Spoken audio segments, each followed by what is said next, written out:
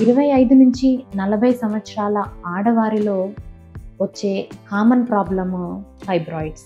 దీన్ని మనం వాడుక భాషలో గర్భసంచి గడ్డలు అంటాము. గర్భసంచి గడ్డలు 3 రకాలుగా ఉంటాయి. ఒకటి గర్భసంచి గోడ నుంచి బయటకు వచ్చేది, దాన్ని సబ్సీరోజల్ ఫైబ్రాయిడ్ అంటాము. గర్భసంచి గోడలో అయ్యే గడ్డలు, వీటిని ఇంట్రామ్యూరల్ ఫైబ్రాయిడ్స్ అంటాము. తర్వాత బేబీ కూర్చునే ప్లేస్లో అంటే ఎండోమెట్రియంలో అయ్యే గడ్డల్ని మనము సబ్మ్యూకోజల్ ఫైబ్రాయిడ్స్ అంటాము. ఓన్లీ గర్భసంచిలోనే కాకుండా సర్విక్స్ మీద బ్రాడ్ లిగమెంట్స్ అంటే గర్భసంచి నుంచి 2 పొరలు పక్కకుంటాయండి, వాటిలో కూడా ఇలాంటి గడ్డలు అయ్యేదానికి ఎక్కువ అవకాశం ఉంటుంది. వాటిని బ్రాడ్ లిగమెంట్ ఫైబ్రాయిడ్స్, సర్విక్స్ మీద అయితే సర్వైకల్ ఫైబ్రాయిడ్స్ అంటాము. సో వీటి వల్ల వచ్చే ముఖ్య లక్షణాలు ఏంటి, ఇవి ఎలాగ ప్రెజెంట్ అవుతాయి?